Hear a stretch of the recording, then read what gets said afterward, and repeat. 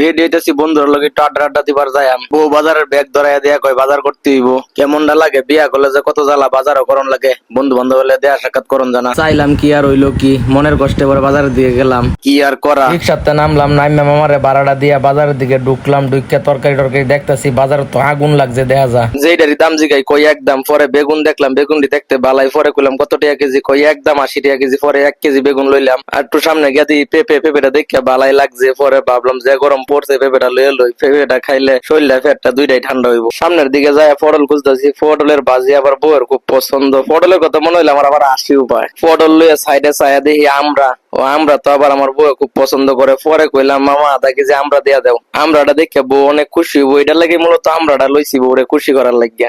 গরমটা বেশি পড়েছে, পরে দেখলাম যে সামনে শশা আছে, শশাটা গরমের মধ্যে খাইলে বালাই লাগবে। পরে লইলাম 1 কেজি শশা। মামা কইতাছে লবণ দেখাবেন তাহলে বেশি মজা লাগবো। মামারে কইলাম শশা কষি হইব তো, মামা কহ কষি হইব। সবকিছু লইলাম। পরে পেঁয়াজ খুঁজতাছি, পেঁয়াজের দাম যে বাড়ছে। পরে পেঁয়াজ আর আলু মামার এনতে বেশি করে লইলাম। পেঁয়াজ আলু লওয়ার পরে চিন্তা করতেছি আর কি লওয়ার বাই আছে, পরে দিয়ে আর কিছুই বাই নাই, সবকিছুই লই আলছি। একটা জিনিস বাইর হইছে, খাওয়ার টেস্ট বাড়ানির লাগে লেবু লইলাম। মামারে কইলাম মামা যে রস বেশি হইব এরকম লেবু দেও দেখিয়া। সবকিছু লওয়া শেষ, পরে বাজারতে বাইরে পড়তেছি, বাইরে একটা রিক্সা ডাক দিলাম, মামা এদিকে আয়ো।